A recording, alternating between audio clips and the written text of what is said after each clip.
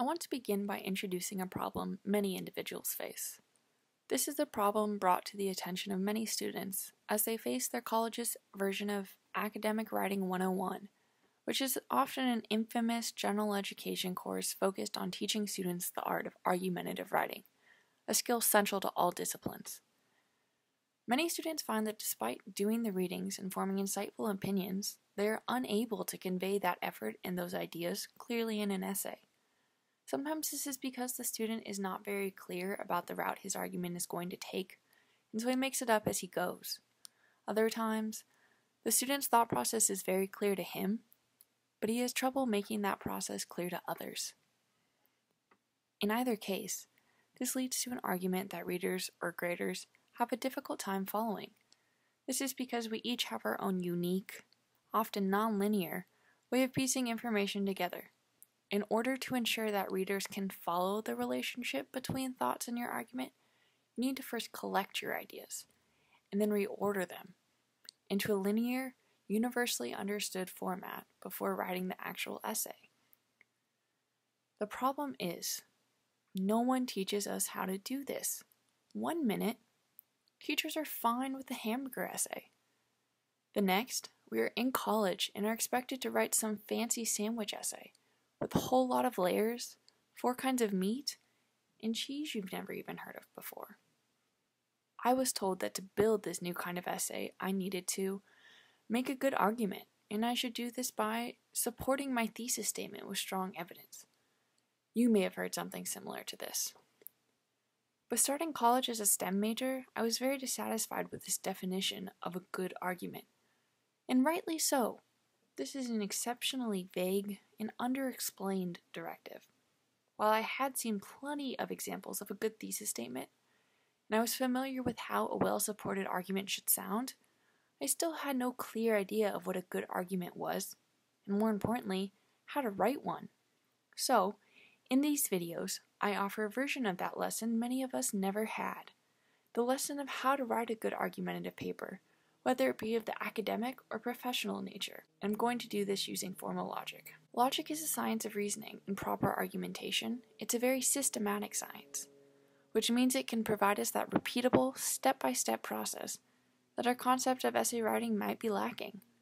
In the remainder of this video, I introduce some basic principles of formal logic. In the next video, I explain how you can apply formal logic to planning and writing an argumentative essay. First, for some key terms. A premise is a proposition that is used as evidence in an argument.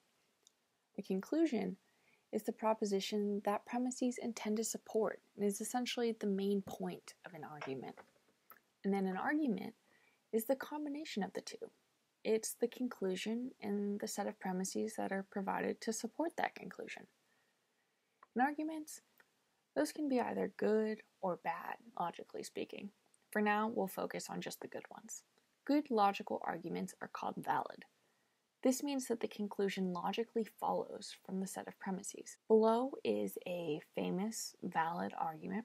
Pause the video and see if you can identify the premises and the conclusion. Hopefully, you've identified the first 2 statements, all men are mortal and Socrates is a man, as the premises, and the last sentence, hence Socrates is a mortal, as the conclusion.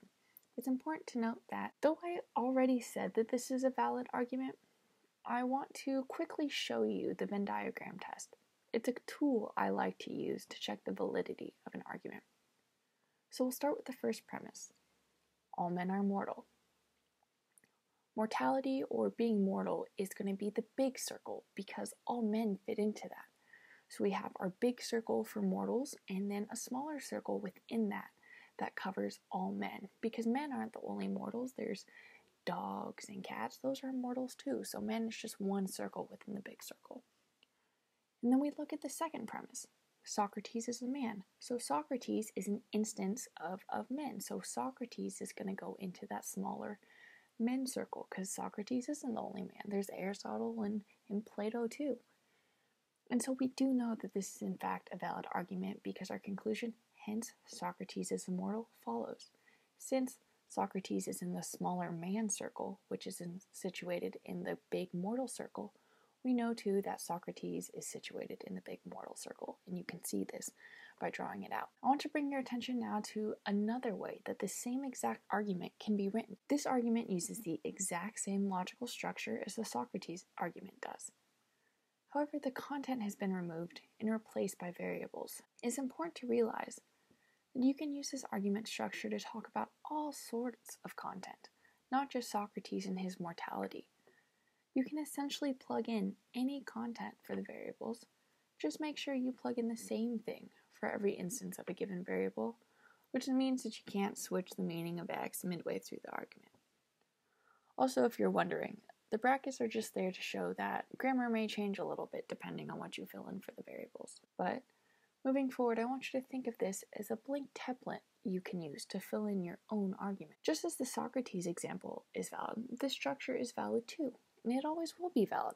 It will always be a good logical argument. But just because an argument is valid doesn't mean it will always be true, or sound, as logicians call it. Most are inclined to say that the Socrates argument is a sound argument, since it seems to be true given what we know about our world. However, pause the video and try plugging in dessert for X, healthy for Y, and this arsenic brownie for Z, to see an example of an argument that is valid, yet not sound or not true in reality. When using this logical structure, you know your argument will be valid. So you can dedicate the majority of your focus to making sure your statements or claims are true, or at the very least probable. Now that you have some basic logical principles under your belt, let me start relating this to paper writing. The argument structure we just got done talking about is called the hypothetical syllogism. It is essentially the transitive law of logic for those familiar with the transitive law used in mathematics. And without going too far down the rabbit hole, it is good to know that logic, just like mathematics, doesn't rely on English to do its magic, shall I say, which is great for us. This means that there are several ways in English to express the logical reasoning that happens in the hypothetical syllogism. Here are 6 different constructions in English to start off with. Again, the bits in the brackets are just depending on grammatical context. For example, you see that the trues or is true is bracketed. That's because you could say the fact that the apple is red is true, or it is true that the apple is red, or you may just want to say the apple is red and it gets that truth point across just the same. In all of these structures, think of variable A as starting a chain reaction such that A leads to B leads to C, and so on and so forth. You can add on a D, an E, an F too if you'd like, by following the same form of the structure you choose. You want to maintain this diagonal relation, and so, for example, with structure 5, we'll say, since A is true, B is true. Since B is true, C is true. Since C is true, D is true. Since D is true, E is true, and so on and so forth. See that you're keeping this diagonal relationship between the variables. Now, looking at these 6 structures, notice that the hypothetical syllogism, which is the underlying structure of all of them, works the same in each of these arguments. But now notice that they each mean something a little different in English. So, these are 6 different valid ways you can organize your thoughts in an argument. Hopefully, you see where I'm going with this. There are more than 6 ways to write out this logical structure in English. Not to mention, the hypothetical syllogism is just one of tons of valid argument structures that can act as the framework for an argumentative or persuasive piece of writing. So, we are officially ready to get into the application of logical structures in paper writing. But before moving forward, let me be clear that this is a very small peek into formal logic. This being said, a look under the hood at the inner workings of logic is not exactly necessary in order to benefit from the paper writing tool I offer in the next video. This brief introduction offers context rather than an instructive lesson in formal logic. However, a closer look at the formal logic at play in these structures is definitely recommended if you have the time. Tune in to the next video to learn how to employ all this abstract logic talk in the very real task of writing a paper.